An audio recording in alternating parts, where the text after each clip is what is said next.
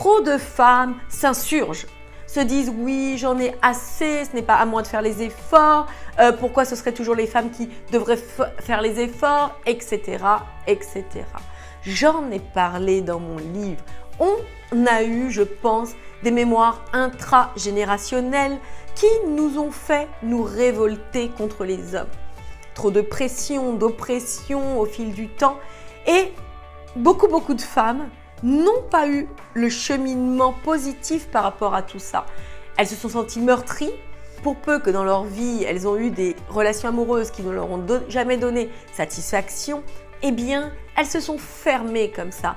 Et elles ont un peu de rancœur, d'animosité, de tristesse en elles, du fait de ne pas réussir dans cette quête de l'amour. Ce que je veux vous dire par là, c'est que notre monde extérieur est très souvent la pure projection de notre monde intérieur.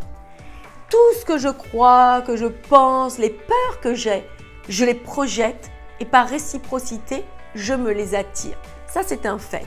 Et puis, d'autre part, eh bien, lorsque l'on est meurtri, on est à fleur de peau comme ça, et que l'on cherche à aller vers l'autre, très vite, il peut comme ça nous déstabiliser, il peut très bien nous renvoyer des messages que l'on ne comprendra pas.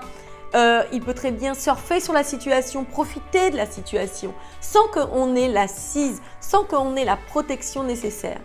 Les protections dont je parle, c'est la connaissance de l'autre, c'est le fait de mieux comprendre la relation amoureuse, c'est le fait d'envoyer le bon message, c'est le fait d'être aux commandes, de maîtriser tout ça. Et vous comprenez, de ne pas subir. Comme on le fait quand on est trop à fleur de peau, quand on est trop en quête de l'amour, qu'on espère trouver l'amour. Et bien du coup, on n'est plus en fait à même d'être véritablement juge, puisqu'on a tellement une emphase sur cette relation amoureuse, on a tellement l'emphase sur le fait de réussir tout ça, que au moindre espoir, eh bien, on va couler. Je prends souvent l'image du moelleux au chocolat, vous savez, bien dur à l'extérieur et tout mou à l'intérieur. On est souvent comme ça. On est dur un peu, on est un peu revêche vis-à-vis de l'autre, où on va montrer un peu les dents. Mais dès qu'il nous passe la main dans le dos ou qu'il sait un peu nous courtiser, eh bien, on va s'écrouler.